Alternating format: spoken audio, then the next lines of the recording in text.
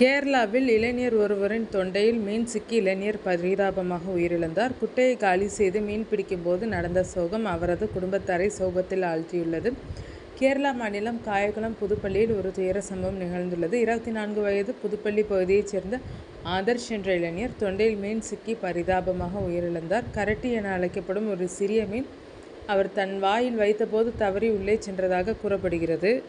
இளைஞர் தொண்டையில் மீன் சிக்கிய விபத்து 2025 மார்ச் 2ஆம் தேதி மாலை நேரத்தில் நடந்துள்ளது. குட்டையை காலி செய்து நண்பர்களுடன் சேர்ந்து மீன் பிடிக்கும்போது இந்த துரதிர்ஷ்ட சம்பவம் ஏற்பட்டது. உடனடியாக அவரை ஓச்சிரா அருகே உள்ள ஒரு தனியார் மருத்துவமனைக்கு கொண்டு சென்றனர்.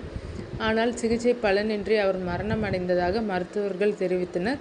இளைஞரின் உடல் தற்போது காயம்குளம் தாலுகா மருத்துவமனையில் மாற்றப்பட்டு உடற்கூறாய்வு செய்யப்படுவதாக தெரிகிறது.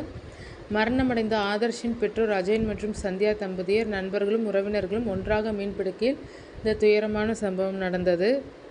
வாயில் வைத்திருந்த மீன் இளைஞரின் தொண்டையில் சிக்கி இளைஞர் உயிரிழந்த சம்பவம் தொடர்பாக பாரதிய நாகரிக் சுரக்ஷா சன்ஹிதா பிரிவு 194 கீழ் வழக்கு பதிவு செய்யப்பட்டுள்ளதாக காவல்துறையினர் தெரிவித்தனர்.